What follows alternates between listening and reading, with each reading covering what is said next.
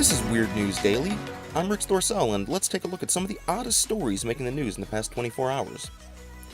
Even though there's been a steep drop-off in Pokémon Go players the past couple of weeks, we've still got a bag full of news making headlines about this unique app. From plumbers to politicians, millions are still trying to catch them all, though not always at the appropriate time or place.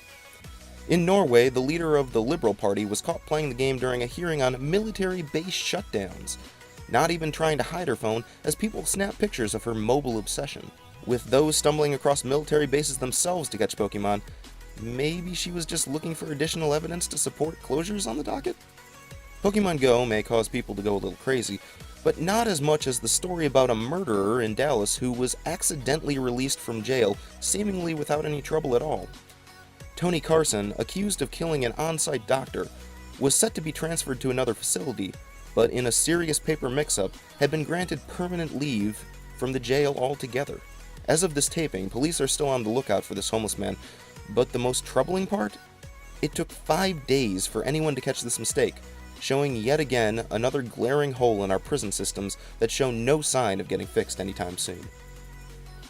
Insurance fraud is a problem that most countries have to deal with, sometimes more at the expense of the scammer than the companies doing the payout.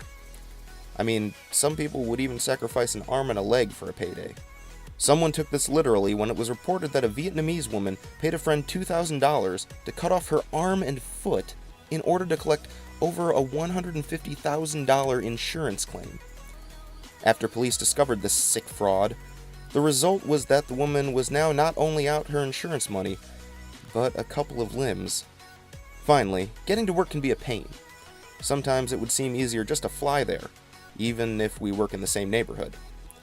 Well, that's just what a Czech locksmith decided to do, spending 2 years building a small plane to commute to work. While he said his trip by truck normally took him about 14 minutes, this plane now cuts it down by half, taking about 7 minutes to eliminate that annoying rush hour. With the total cost of building this plane from scratch at about $4,000, it may take him a couple of years to break even on his transportation investment. Those are some of the stranger things happening across the world today.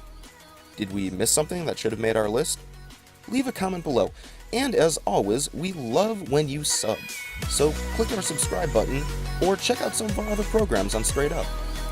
I'm Rich Thorcell, and you're watching Weird News Daily.